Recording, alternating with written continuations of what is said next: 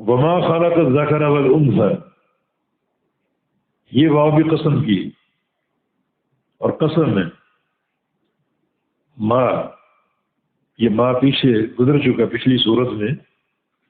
ہم نے بتایا تھا کہ یہ ماں موصولہ ہے الذی کے معنی، اور یہ قسم اللہ تعالیٰ کی ذات کی، اللہ اپنی ذات کی قسم کھا رہے، اور قسم ہے اس کی خالق جس نے پیدا کیا الذکر مرد کو والانثى اور عورت کو، یا نر اور مادہ کو، الذکر نر کو، والانثى اور مادہ کو، والانثى کی واو قسم کی نہیں بلکہ یہ واو عاطفہ ہے،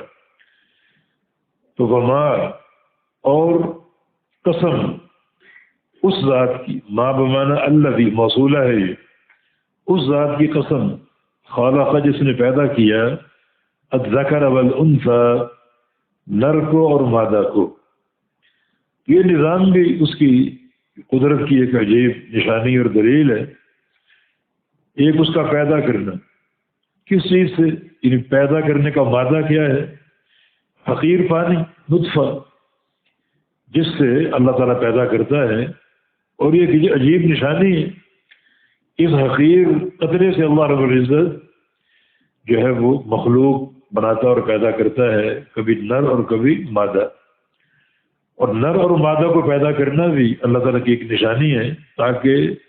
تناسل قائم رہے، نسل کا سلسلہ قائم رہے، اور وہ سلسلہ بھی اسی حقیر پانی کی بنیاد پر ہے۔ یہ اس کی قدرت کاملہ کی ایک عجیب نشانی۔ تو اللہ تعالیٰ نے اپنی ذات کی قسم کھائی اپنی اس قدرت کے اظہار کے ساتھ کہ اس ذات کی قسم